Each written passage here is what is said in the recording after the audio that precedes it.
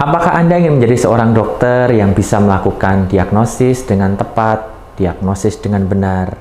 Apakah Anda ingin menjadi seorang dokter yang bisa melakukan tindakan medis secara tepat, benar, dan lega artis? Inilah waktunya kita belajar tentang pemeriksaan fisik di bidang ilmu kesehatan telinga, hidung, tenggorok, bedah, kepala, leher. Mata kuliah ini penting karena ibarat kita akan melakukan sebuah perjalanan ke sebuah kota atau ke sebuah daerah, kita bisa mengetahui di mana letak masing-masing tempat sehingga kita bisa melakukan eksplorasi, bisa melakukan pembelajaran dengan tepat pada tempat tersebut. Itulah pentingnya melakukan kuliah pemeriksaan fisik di bidang ilmu kesehatan telinga, hidung, tenggorok, bedah, kepala, dan leher. Bersama saya, Dr. Anton Sony Wibowo. Pemeriksaan fisik di bidang ilmu kesehatan telinga, hidung, tenggorok, bedah, kepala, leher adalah salah satu mata kuliah yang terintegrasi pada modul Sense Organ. Di mana pada mata kuliah ini, mahasiswa akan diajarkan anatomi, fisiologi, abnormalitas, skills untuk melakukan pemeriksaan fisik di bidang ilmu kesehatan telinga, hidung, tenggorok, bedah, kepala, leher secara benar. Kita tahu bahwa pemeriksaan fisik adalah salah satu modalitas yang sangat penting pada tata laksana pasien. Dengan anamnesis dan pemeriksaan fisik yang benar, kita bisa mendiagnosis lebih dari 80 sampai dengan 90% kondisi patologis dari pasien-pasien kita.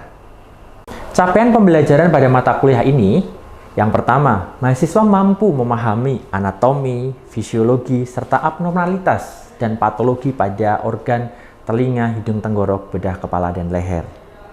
Yang kedua, selain mempunyai pengetahuan, mahasiswa juga mempunyai keterampilan atau skills untuk melakukan pemeriksaan di bidang telinga, hidung, tenggorok, bedah, kepala, dan leher. Bukan hanya memiliki skills, tapi bisa melakukan tindakan tersebut secara etik, secara lega artis, dan menggunakan kaidah-kaidah professional behavior yang benar. Mata kuliah ini akan dilakukan dengan metode blended learning atau bauran dengan mengkombinasikan metode daring dan luring. Mahasiswa akan melakukan pembelajaran secara tatap muka langsung dengan dosen dengan menggunakan metode case-based learning untuk lebih memahami pemeriksaan fisik secara benar, baik, dan pada real setting. Selain itu, secara asinkronus juga mahasiswa diberikan kesempatan untuk memahami materi ini dengan lebih baik dengan mempelajari materi-materi berupa video simulasi, berupa skill simulasi yang sudah diupload di media pembelajaran virtual UGM, itu di Elok UGM. Yang terakhir, evaluasi pembelajaran ini dilakukan dengan 4 tahap. Yang pertama, pretest sebelum pembelajaran dimulai dengan pembobotan 5%. Post-test dengan pembobotan 5%, skills lab sebesar 30%, dan terakhir evaluasi dengan menggunakan metode OSCE atau Observed Structure Clinical Evaluation sebesar 60%. Dengan mengikuti keseluruhan dari mata kuliah ini, rangkaian pembelajaran dari awal sampai dengan akhir, saya yakin mahasiswa bisa mencapai kompetensi dapat melakukan pemeriksaan fisik di bidang ilmu kesehatan telinga, hidung, tenggorok, bedah, kepala, leher dengan benar dan tepat. Akhir kata, selamat belajar, selamat berproses, dan semoga Tuhan memberikan kesempatan kepada kita untuk melakukan pembelajaran lebih baik dan bermanfaat. Terima kasih.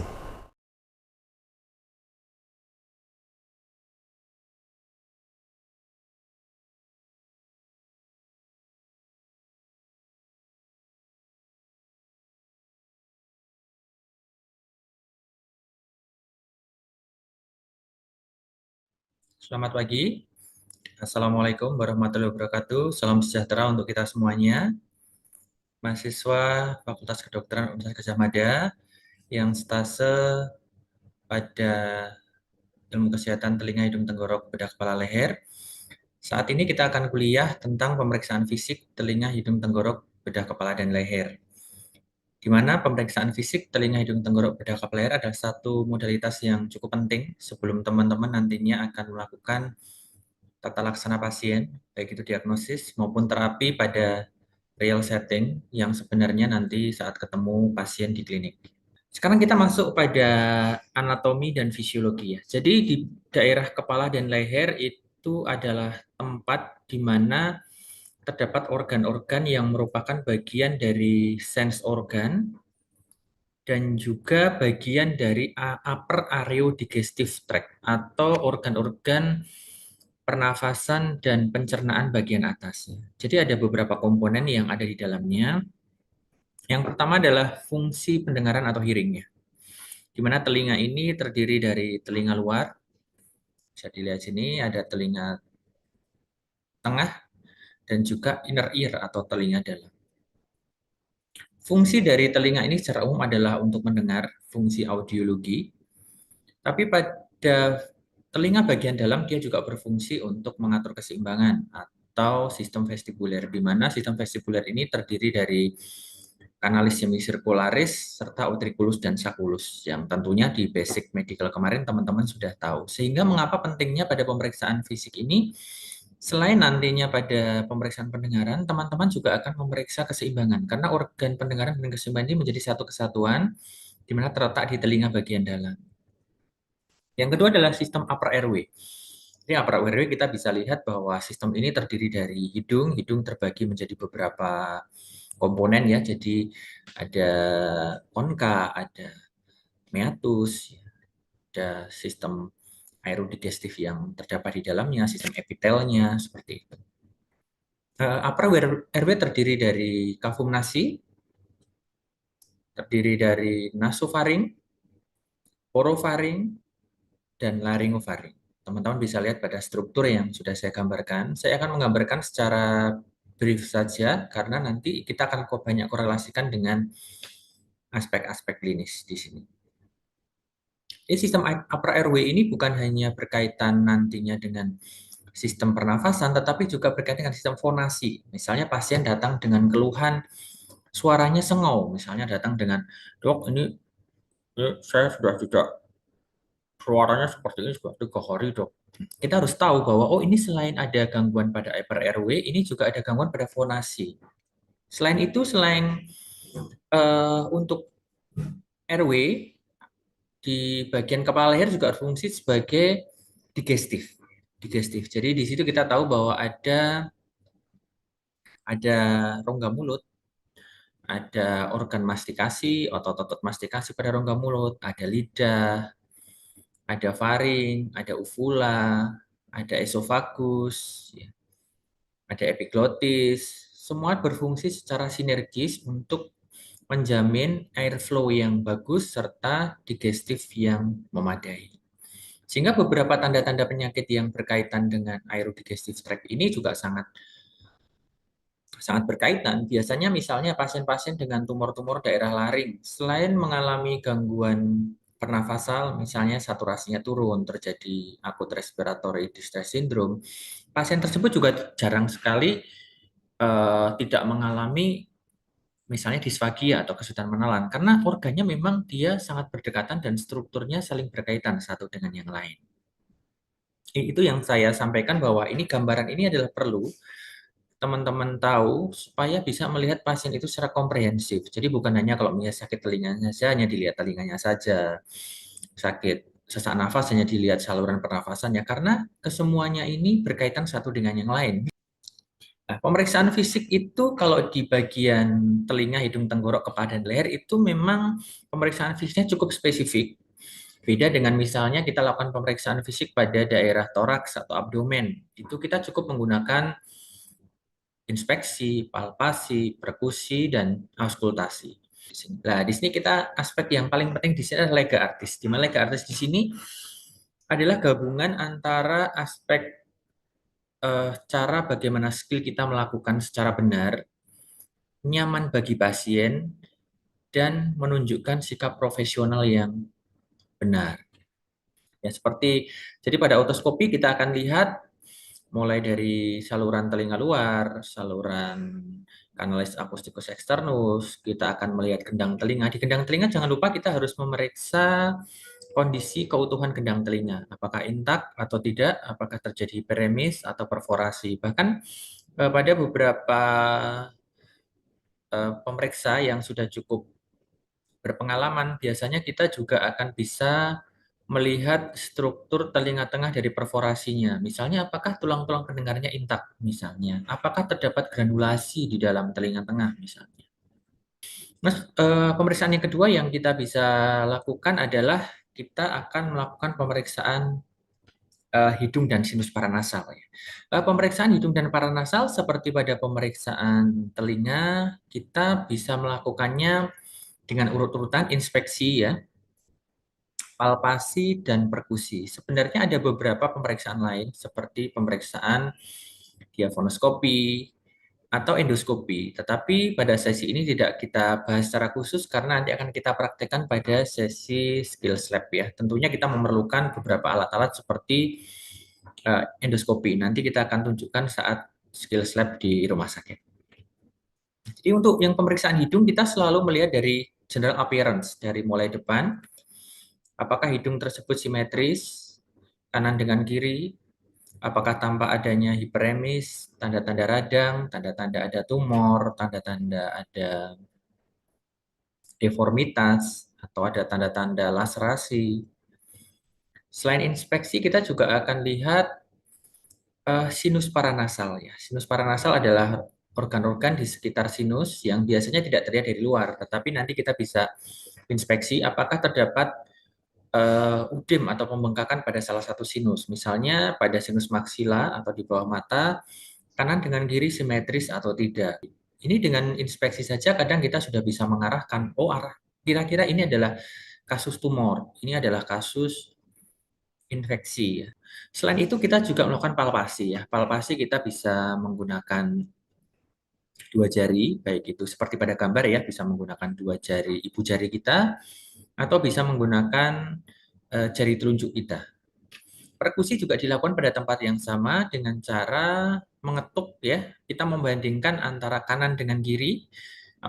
Apakah terdapat perbedaan antara kanan dengan kiri? Selain itu juga kita akan membedakan apakah teraba rasa nyeri atau terketuk rasa nyeri atau tidak. Itu penting sekali. Oh ya, hal yang paling penting adalah pemeriksaan rinoskopi anterior. Teman-teman bisa melakukan pemeriksaan rinoskopi anterior dengan bagaimana cara memegang rinoskop dengan benar ya.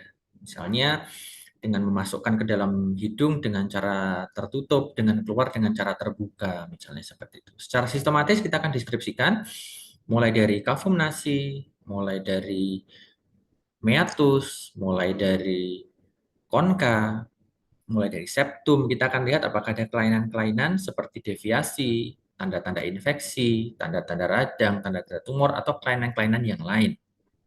Sekarang kita akan lanjutkan pada pemeriksaan laring, faring, kepala, dan leher ya. Di sini kita akan lihat bahwa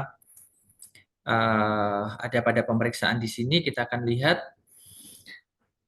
pada pemeriksaan laring-faring kita mulai dari rongga mulut ya. Rongga mulut kita akan lihat rongga mulut termasuk di sini adalah arcus dentalis ya, terutama arcus dentalis superior, arcus dentalis inferior ya. Dari situ terus lidah, terus bukal, bukal kanan dengan kiri, palatum, uvula, tonsil ya, jangan lupa tonsil kita lihat, tonsil kanan dengan kiri ya. Yang bisa terlihat pada pemeriksaan orofaring itu cukup bisa dengan menggunakan tong spatula kita sudah bisa melihat. Tapi pada pemeriksaan-pemeriksaan seperti laring, laring bagian inferior kita harus menggunakan alat, misalnya menggunakan kaca laring atau laryngeal glass ya. Jadi pada pemeriksaan selanjutnya kita akan melihat pemeriksaan pada laring. Laring itu nanti kita perlu menggunakan kaca laring ya. Tentunya teman-teman ingat alat yang diperlukan termasuk nanti menggunakan api spiritus untuk menghangatkan dulu. Kita lihat bagaimana posisi menarik lidahnya ya. Kita akan lihat pada pemeriksaan laring kita juga akan bisa melihat pemeriksaan sekaligus pemeriksaan rinoskopi anterior karena sekaligus supaya nanti saat pemeriksaan tidak bolak-balik begitu ya. Kita cukup memposisikan kaca laring itu dari posisi supine menjadi ke arah atas sehingga akan terlihat rinoskopi posterior. Pada keseluruhan pemeriksaan ini pada rongga mulut, pada laring, pada leher, kita akan tentukan beberapa kriteria. Yang pertama, apakah itu normal? Ya, tahunan normal bagaimana? Ya, teman-teman harus sering memeriksa pada individu-individu yang normal dulu. Setelah cukup, nanti teman-teman belajar untuk melihat apakah terdapat adanya deformitas. Deformitas bisa karena trauma, bisa misalnya pada kecelakaan maksilofasial. Selain itu, kita akan lihat apakah ada tanda radang atau inflamasi. Tentunya kita tahu tanda radang atau inflamasi, misalnya apakah ada kemerahan, ada vaskularitasnya meningkat, apakah ada nyerinya, dan apakah ada penurunan fungsinya. Selain itu, hal penting ketiga adalah kita lihat apakah adanya massa atau tumor tidak. Seperti itu. Jadi, dari pemeriksaan fisik ini cukup penting ya dan cukup kompleks. Jadi, teman-teman diharapkan nantinya akan mempelajari dengan berlatih, akan lebih sering berlatih, akan semakin paham dan semakin baik dalam melakukan pemeriksaan. Ya, sebagai refleksi, jadi itu adalah eh, pengantar dari nanti kegiatan yang kita lakukan. Jadi pentingnya nanti teman-teman setelah melakukan pemeriksaan, tadi mulai dari pemeriksaan telinga, pemeriksaan hidung, pemeriksaan tenggorok, kepala dan leher, teman-teman akan membuat resume. Jadi teman-teman harus meresumekan. Resume ini adalah seperti kumpulan dari hal positif yang teman-teman temukan, hal-hal yang tidak normal yang teman-teman temukan, mulai dari telinga, hidung, tenggorok, dan hal-hal lain yang berkaitan. Misalnya ditemukan telinga berdenging disertai dengan benjolan pada daerah nasofaring, misalnya seperti itu. Selain itu juga teman-teman juga nanti setelah melakukan pemeriksaan fisik dengan demar, teman-teman harus membuka resume ya, resume untuk bagaimana teknik dilakukan itu dengan cara-cara yang benar. Ya, saya kira itu nanti untuk lebih lengkapnya nanti akan bisa kita praktekkan. Ada beberapa video-video yang sudah kita upload di Elok dan di Gamel UGM ya. Nanti teman-teman bisa lihat di sana. Dan nanti kalau ada pertanyaan nanti kita masuk ke sesi diskusi ya.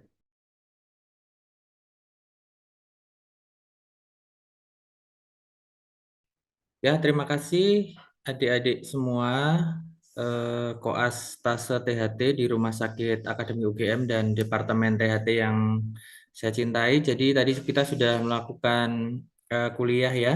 Apa yang sudah saya sampaikan mulai dari basic anatomi, terus pemeriksaan yang harus kita lakukan. Kira-kira ada pertanyaan nggak dari apa yang sudah saya sampaikan? Monggo silakan. Pertanyaan boleh meluas nanti dari apa yang sudah saya sampaikan sebagai bahan diskusi dari kita. Monggo silahkan, mungkin ada yang mau bertanya. Saya mohon izin bertanya, dokter. Ya, baik. Jennifer ya, silahkan Jen. Iya, betul, dok. Saya izin bertanya, dok. Mungkin terkait keganasan apa yang paling sering terjadi pada kasus THT ini, dok? Ya, terima kasih ya. Jadi memang tadi adalah kuliah kita tentang pemeriksaan fisik dasar. Ini perlu diketahui bahwa di dalam THT itu kan terdiri dari telinga, hidung, tenggorokan, kepala, dan leher ya. Jadi beberapa pemeriksaan fisik kita bisa menemukan beberapa tumor-tumor yang bisa terjadi. Tumor itu ada dua jenis. Ada yang tumor jinak dan ada tumor yang ganas. Yang paling sering terjadi adalah karsinoma nasofaring. Itu salah satu jenis karsinoma yang paling banyak terjadi di Indonesia. Itu urutan nomor 4. Yang pertama adalah breast cancer, kedua adalah cervical cancer, yang ketiga adalah pulmonal cancer, dan ketiga adalah nasofaring cancer. Itu urutan nomor 4 yang paling banyak terjadi di Indonesia. Yang kedua adalah karsinoma sinonasal. Jadi tadi pada pemeriksaan fisik kita boleh lihat di dalam struktur hidung kita bisa melihat dari hidung bagian anterior, biasanya terlihat atau teraba massa ya.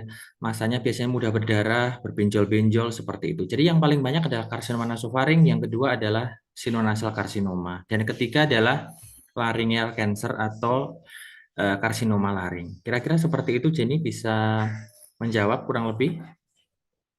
Sangat menjawab, dokter. Terima kasih banyak, dokter.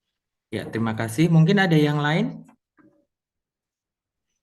Permisi dokter, saya Devina izin bertanya dokter. Ya, silakan Devina, ada yang bisa ditanyakan, bisa saya jawab. Mungkin ada dua pertanyaan nih dokter. Untuk yang pertama menindaklanjuti dari pertanyaan Jennifer mengenai keganasan sebagai dokter umum, apa yang bisa kami lakukan ketika menemukan kasus keganasan? Lalu yang kedua adalah nanti sebagai dokter umum itu kasus tersering yang kami temui itu apa nih dokter? Terima kasih dokter. Ya, terima kasih Devina. Jadi memang betul ya, jadi memang yang saya sampaikan tadi adalah sebagian besar kompetensinya untuk kompetensi dokter umum. Jadi penting sekali ini adalah kompetensi yang teman-teman harus kuasai. Untuk tumor dan keganasan di bidang kepala leher, itu kompetensi kalian itu bisa level 1, level 2, atau level 3, tidak sampai level 4. Ya, pada level 1 penegakan diagnosis dari pemeriksaan fisik bisa dilakukan. Yang kedua, tata laksana, itu tata laksana yang di bawah supervisi, itu teman-teman bisa lakukan sampai dengan ke penegakan diagnosis. Seperti misalnya pada karsinoma nasofaring.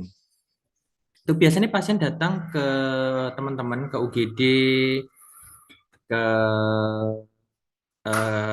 poliklinik, biasanya datang dengan keluhan biasanya benjolan di leher atau dengan hidung berdarah. Nah, teman-teman bisa lakukan mulai dari pemeriksaan fisik tadi, pemeriksaan fisik lengkap mulai dari hidung. Terus bila tanpa adanya massa, tanpa adanya perdarahan, mungkin teman-teman bisa lakukan pertolongan pertama yaitu untuk kontrol perdarahannya. Teman-teman bisa lakukan misalnya dengan pemasangan tampon seperti itu. Terus kalau misalnya teman-teman ada kegawatan saluran nafas misalnya dengan karsinoma laring misalnya, dengan karsinoma laring, teman-teman misalnya bisa terjadi kegawatan berupa ARDS, misalnya akut respiratory distress syndrome. Teman bisa melakukan tindakan krikoterotomi untuk menyelamatkan pernafasannya seperti itu. Itu kompetensi teman-teman bisa sampai 3 atau bahkan bisa sampai level 4 untuk menghentikan perdarahannya. Untuk di UGD, kurang lebih seperti itu. Mungkin bisa menjawab atau mungkin ada belum jelas, Devina? Sudah sangat menjawab dokter. Ya, jadi yang penting teman-teman ketahui juga di dalam kegawatan yang terjadi di bidang THT, teman-teman harus bisa mengetahui ABC ya, Dik, ya, termasuk tadi yang airway, terutama pada keganasan yang mengenai laring itu sering sekali untuk berkaitan dengan airway ya. Berkaitan dengan airway, itu teman bisa melakukan penolongan pertama untuk airway, bisa membebaskan jalan nafas, terutama bisa melakukan krikoterotomi di UGD, atau kontrol perdarahan itu level kompetensinya bisa sampai dengan 4. Oke, mungkin ada pertanyaan lagi? Izin dokter, saya Nugrah ingin bertanya dok. Ya, silahkan Nugrah, ada yang bisa saya bantu? Mungkin ini pertanyaannya cukup basic dok, kan pemeriksaan di bidang THT melingkupi pemeriksaan di telinga, hidung, tenggorokan, dan juga periksa kelenjar getah bening di area leher seperti itu dok. Betul. Terus mengingat misalnya pasiennya banyak atau waktu yang terbatas di polinya misalnya, apakah pemeriksaan THT pada pasien ini harus lengkap semuanya atau bisa dilakukan berdasarkan chief complaint atau keluhan utamanya aja dok, karena keterbatasan waktu atau pasien yang cukup banyak. Seperti itu dokter, terima kasih. Ya, terima kasih Anugrah. Pertanyaan yang bagus sekali ya dari Anugrah ini. Yang pertama adalah secara lega artis kita harus melakukan pemeriksaan yang lengkap dari THT karena satu organ THT itu berkaitan dengan organ yang lain. Misalnya saya ambil contoh dulu sebelum saya menjawab pertanyaannya. Misalnya pasien datang dengan keluhan tinnitus atau dengan keluhan telinganya berdenging. Bisa juga penyebabnya bukan karena telinganya, tetapi karena ada tumor di nasofaring misalnya karena dia menyumbat tuba eustasius misalnya ya. Atau misalnya pasien itu datang dengan keluhan epistaksis berulang misalnya saja. Ya, epistaksis berulang penyebabnya bisa bermacam-macam, bisa karena tumor sinonasal, bisa gangguan koagulasi, bisa karena rhinosinusitis ya. Dan juga pasien datang dengan keluhan vertigo misalnya ya. Vertigo bisa disebabkan karena otitis media. Jadi otitis media supuratif kronis yang sifatnya maligna mengenai labirin akhirnya menyebabkan vertigo berat. Sehingga pemeriksaan fisik ini perlu dilakukan secara komprehensif bukan hanya pada chief complaint. Tetapi memang saat pasien datang, seperti kemarin pas waktu kita lakukan skills lab, pemeriksaan kita lakukan pada chief complaint dulu. Misalnya keluhan telinga ya kita periksa telinganya dulu, baru ke hidung, tenggorok dengan leher dan keseluruhan. Kurang lebih seperti itu. Misalnya juga keluhan di hidung ya teman-teman jangan meriksa yang lain dulu, tapi periksa fokuskan pada hidung dulu baru meriksa yang lain. Kurang lebih seperti itu. Mungkin bisa menjawab atau masih ada pertanyaan, Anugrah? Nggih, cukup jelas dokter. Terima kasih banyak dok. Oke, terima kasih. Mungkin ada pertanyaan lain, nggak apa-apa. Silahkan, monggo. Yang masih sebelum nanti kita ada evaluasi ya di akhir. Mungkin ada Belum, pertanyaan? dari saya cukup. Ya, terima kasih ya. Jadi nanti untuk tahap akhir pada stase ini nanti teman-teman akan diberikan tugas berupa nanti penugasan tertulis. Selain itu juga ada ujian OSCE ya, OSCE di akhir stase. Selain itu juga nanti ada ujian akhir dengan DPK masing-masing. Nanti dengan DPK saya nanti bentuk ujiannya tertulis dan lisan ya. Nanti nilai akhir adalah bagian dari akumulasi dari aktivitas kalian, terus nilai tutorial, refleksi kasus, mini CX, dan OSCE secara ujian akhir yang paling akhir. Demikian ya, semoga bisa bermanfaat. Sekali lagi sebelum saya tutup, mungkin ada yang perlu dikonfirmasi lagi mengenai pelajaran saat pagi hari ini.